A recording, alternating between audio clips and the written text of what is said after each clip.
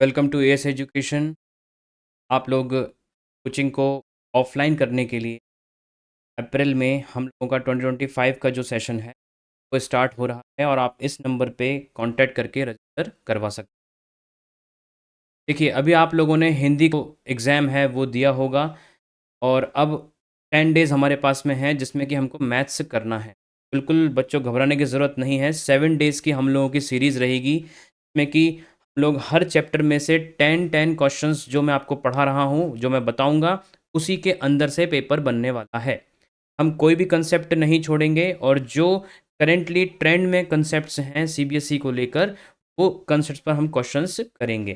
चलिए, सबसे पहला चैप्टर बिना देरी किए स्टार्ट करते हैं। 10 क्वेश्चंस अपने सामने हैं और इन्हीं में से पेपर बनने वाला है। सबसे पहला चैप्टर, पहला क्वेश्चन है the ratio of HCF to LCM. The ratio of HCF to LCM of least composite number and the least prime number is, इनमें से क्या होगा। चलिए करते हैं। पहले पहले आप समझ लिए कंपोजिट नंबर क्या होता है। कंपोजिट नंबर वो नंबर होता है जो 1 से डिवाइड होता है, खुद से डिवाइड होता है और किसी और नंबर से भी डिवाइड हो सकता है। उसको हम बोलते हैं कंपोजिट नंबर। प्राइम नंबर क्या होता है। प्राइम नंबर वो नंबर होता है जो केवल और केवल 1 से और खुद से डिवाइड होता है, उसको प्राइम नंबर कहते हैं। जैसे कि मैं अगर आपके सामने कुछ नंबर्स लिखूं, 2 4 2 4 5 6 7 3 1 10, मैंने आपके सामने अगर कुछ नंबर्स लिखे, अब आपको इसमें से पता करना है कि प्राइम नंबर कौन सा है और कंपोजिट नंबर कौन सा। तो 2 जो है वो 1 और 2 से डिवाइड होता है केवल, तो ये प्राइम नंबर है। 4 जो है वो 1 2 और 4 तीनों से डिवाइड होता है, मतलब ये कंपोजिट नंबर है। 5 की बात करें तो 5 1 और 5 से ही डिवाइड होता है, तो एक प्राइम नंबर है। 6 जो है वो 1 2 3 और 6 इन चारों से डिवाइड होता है, मतलब ये कंपोजिट। ठीक, तो यहाँ पर हमको क्लियर तो हो गया है कंपोजिट क्या है और प्राइम नंबर क्या है। अब लीस्ट कंपोजिट नंबर और लीस्ट प्राइम नंबर कौन सा होता है। तो लीस्ट प्राइम नंबर होता है 2 और लीस्ट कंपोजिट नंबर होता है 4। इनसे छोटे नंबर्स नहीं होते इनकी कैटेगरीज में। ठीक है साहब। अब बात करते हैं इनके एचसीएफ की और एलसीएम की। तो दोनों नंबर्स को, लीस्ट प्राइम नंबर को और लीस्ट कंपोजिट नंबर को, हम एक साथ रखकर उनका प्राइम फैक्टराइजेशन करेंगे। ठीक है। प्राइम फैक्टराइजेशन कैसे करेंगे, इन दोनों को एक साथ रखा। सबसे पहले एक साथ ये दोनों 2 से जाते हैं, तो 2 1 ज़ा 2, 2 2 ज़ा 4। तो यहाँ पर आने के बाद अब इनमें कुछ भी कॉमन नहीं है, तो ये हो गया इनका एच सी एफ। ये जब जब वो एक साथ कैंसिल आउट हो सकते हों तब तक हमको एच सी एफ निकल के आता है। अच्छा, अब इनको दोनों को 1 1 तक ले जाते हैं, तो को फर्दर क्या करना पड़ेगा, 2 से को डिवाइड करना पड़ेगा। 1 1 तक आ गए। अब ये दोनों मिलकर क्या होते हैं, ये दोनों मिलके होते हैं एलसीएम। तो ये वाली जो मेथड है, ये बात ध्यान रखें, जितने भी नंबर्स का आपको एचसीएफ और एलसीएम निकालना हो उनको एक साथ रख के प्राइम फैक्टराइज करें।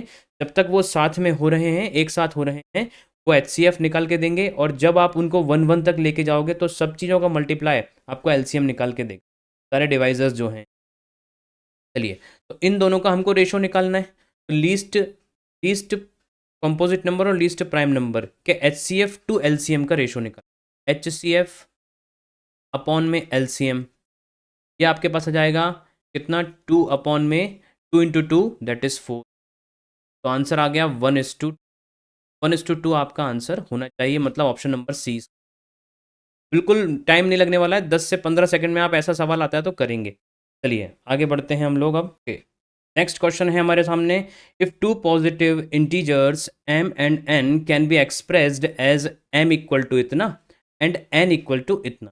ठीक है, देख लेते हैं पहले m के बारे में। हमको बता के रखा है m बराबर है x² y⁵ के और n बराबर है हमारे पास में x³ y के स्क्वायर के बराबर। ठीक है, अब m और n हमारे पास में है, इसका हमको क्या फाइंड करना है, HCF फाइंड करना है m और n का।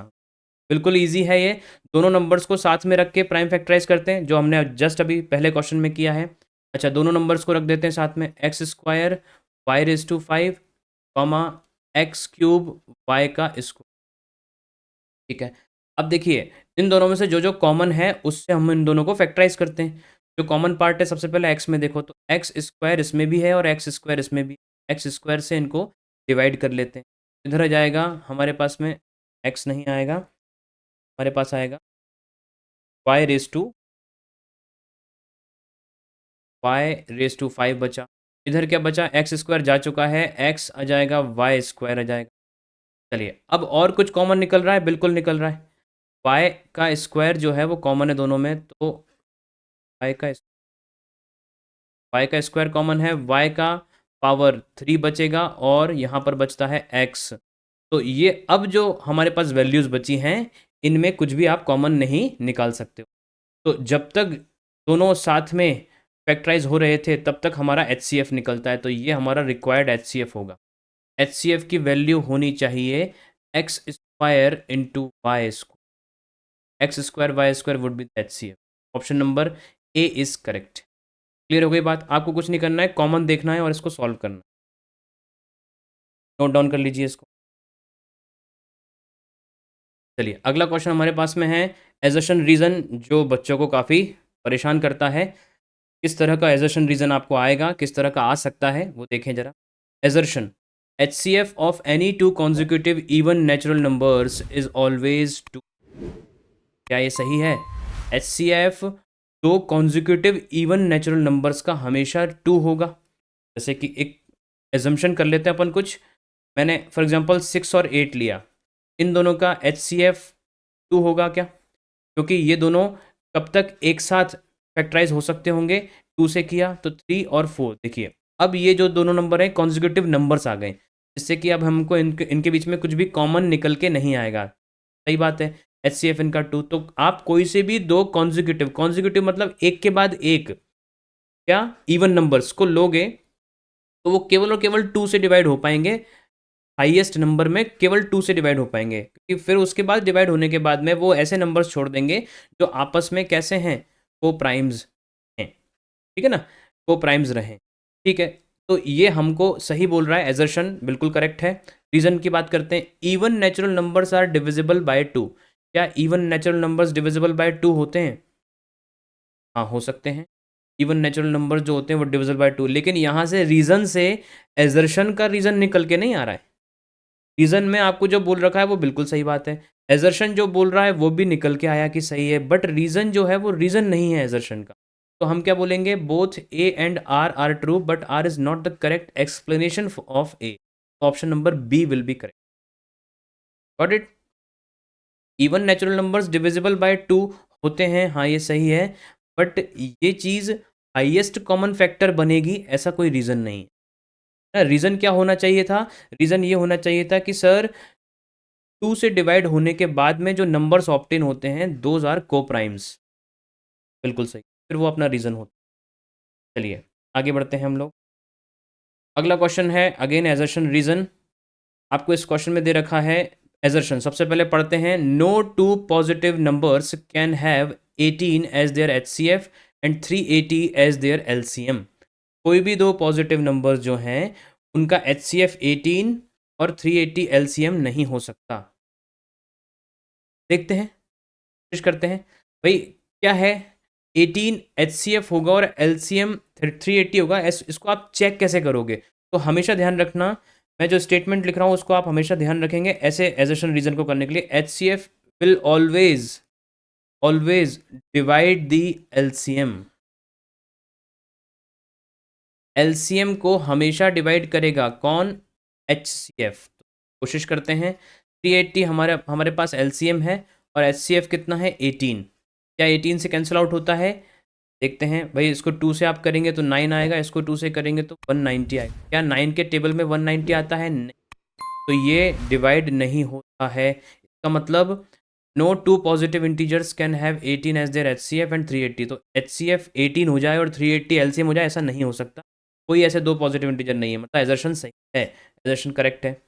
दूसरा reason, LCM is always completely divisible by HCF, yes also correct. और यही तो रीजन भी है, यही रीजन है एजर्शन का, बिल्कुल सही है कि उसी के बेसिस पर तो हमने चेक किया है।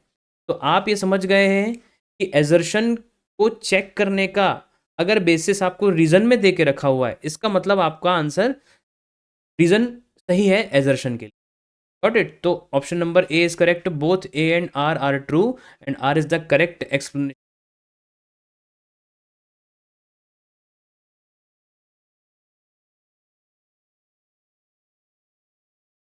चलिए नेक्स्ट क्वेश्चन देखें। अब हमारे पास में जो नया क्वेश्चन आता है वो है रूट थ्री इज़ इरेशनल। ये बहुत फेमस क्वेश्चन है, ये आप सभी को पता है कि ये आने की मोस्टली संभावना होती है।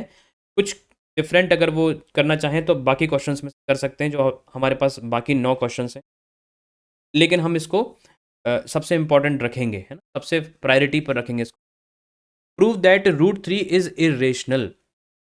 इस क्वेश्चन को वो पूछ सकते हैं रूट थ्री के फॉर्म में, रूट फाइव के फॉर्म में, रूट सेवन के फॉर्म में।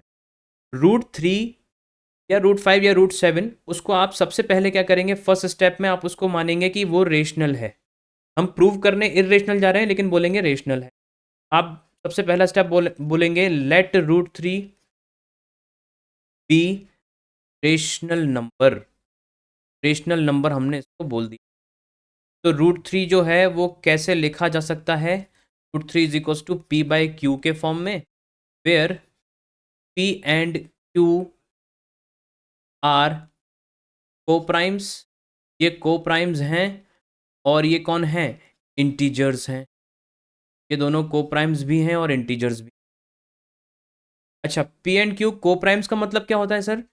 को प्राइम्स का मतलब जब ये फ्रैक्शन बनाते हैं p अपॉन में q, तो ये फ्रैक्शन अपने सिंपलेस्ट फॉर्म में है, मतलब p और q में कोई भी कॉमन फैक्टर अब बचा नहीं है, सबसे सिंपलेस्ट फॉर्म का फ्रैक्शन है तो बोलते हैं।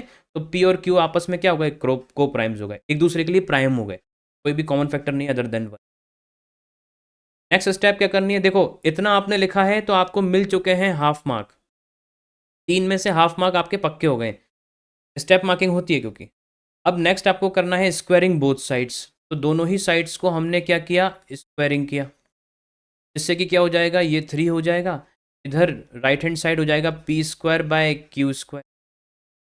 अब क्या करना है, क्यू स्क्वायर को मल्टीप्लिकेशन में ले जाना है 3 के साथ में और 3 को नीचे लेके आना है। Q square is equals to p square by, तो ये चीज़ क्या आ गई आपके पास में, इक्वेशन नंबर 1। या आपके पास इक्वेशन नंबर 1 आ गया। और यहाँ पे पी स्क्वायर को एक प्राइम नंबर डिवाइड कर रहा है। तो हमारी थ्योरम 1.2 के अंदर, एनसीईआरटी के अंदर, वो कहती है कि अगर कोई प्राइम नंबर पी स्क्वायर को डिवाइड करता है तो वो पी को भी डिवाइड करेगा। कि आगे का प्रोसीजर क्या है कि पी को भी डिवाइड करता है 3, तो एक नया नंबर मान लो, नया इंटीजर नंबर मान लो, भाई ए मान लिया अपन ने उसको। तो यहाँ से एक और हमारे पास में 3a बन जाएगा p, p equals to 3a, इसको हम रख देंगे इक्वेशन नंबर 2।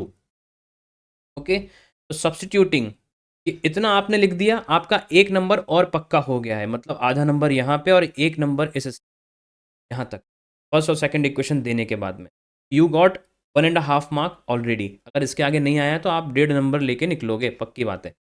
ठीक है, नेक्स्ट चलते हैं। अब आप सब्सटीट्यूट कर रहे हो, क्या कर रहे हो, सब्सटीट्यूटिंग सेकेंड इन वन, तो सेकेंड को, इक्वेशन को फर्स्ट में सब्सटीट्यूट करते हैं।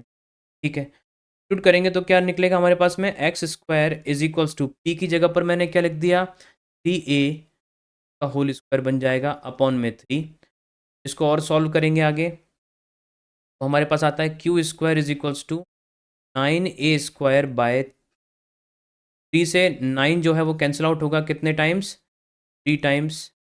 ठीक है, और ये जो 3 है मल्टीप्लिकेशन से अपन उसको डिवाइड में भेज दें, तो Q square divided by 3 is equal A square. Got it. अब देखो अगेन क्या कंडीशन आई, तो इक्वेशन नंबर 3 बोल दिया। अगेन एक प्राइम नंबर क्यू स्क्वायर को डिवाइड कर रहा है, तो बाय थ्योरम 1.2 3 क्यू को भी डिवाइड करेगा, और इसको कुछ और नाम दे देते हैं हम बी के बराबर। तो हमने दे दिया इक्वेशन नंबर 4। तो ए जो है के बराबर है, यहाँ से इसको इक्वेशन नंबर 4 नहीं देते तो हम थोड़ा सा और लिखेंगे आगे इक्वेशन नंबर,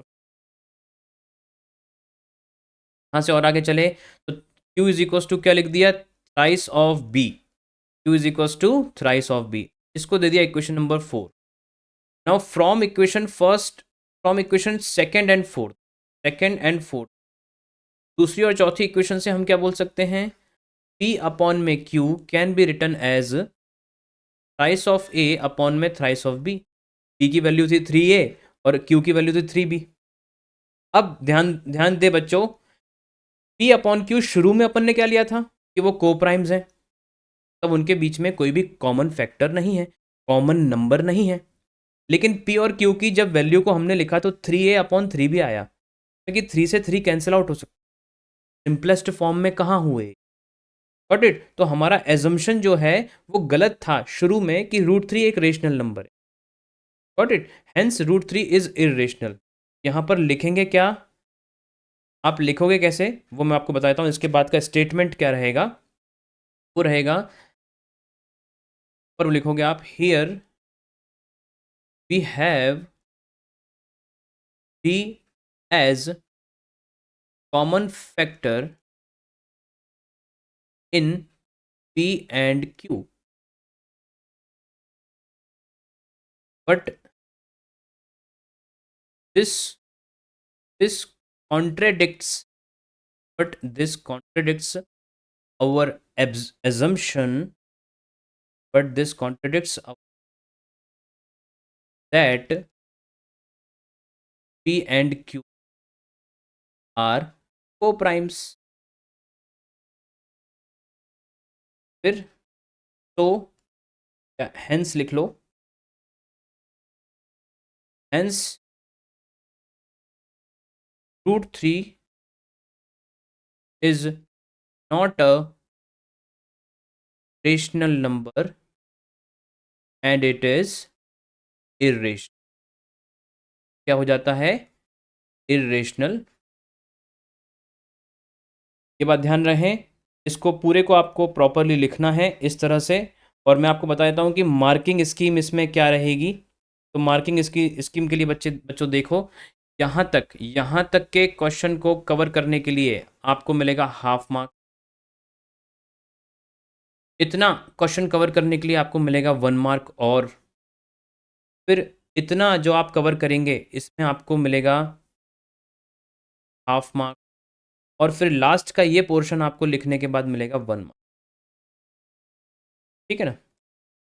तो ये बात ध्यान रहे, ये आपका टोटल 3 मार्क्स हो जाता है। स्टेप मार्किंग है, जिस तरह की स्टेप मार्किंग है आप देख पा रहे हैं, तो अच्छे से नोट डाउन करें और प्रैक्टिस करें घर में √5 और √7 के लिए भी, तो आपका ये जो पोर्शन है ये कवर हो जाए। चलिए अगला क्वेश्चन देखते हैं। अगले क्वेश्चन में आपको बोला the HCF of 85 and 238 is expressible in the form of 85m minus 230, find the value of m। तो हमको ये थोड़ा सा नया प्रकार का क्वेश्चन, ये पहले आ चुका है 21-22 के दौरान और ये दोबारा आ सकता है क्योंकि इसमें ऐसा कुछ भी नहीं है जो ओमिटेड पार्ट। ये क्वेश्चन आपको दोबारा मिल सकता है, तो मैं बता देता हूँ, बहुत ईजी क्वेश्चन है कैसे करना है। HCF of 85 and 238 is expressible in the form of this. अगर 85 और 238 को आप इस फॉर्म में एक्सप्रेस कर सकते हो तो बताओ m क्या रखोगे, तरह का आ जाएगा। चलो देखते हैं। तो सबसे पहले करना क्या है, 85 का प्राइम फैक्टराइजेशन करेंगे हम अलग से और 238 का प्राइम फैक्टराइजेशन करेंगे,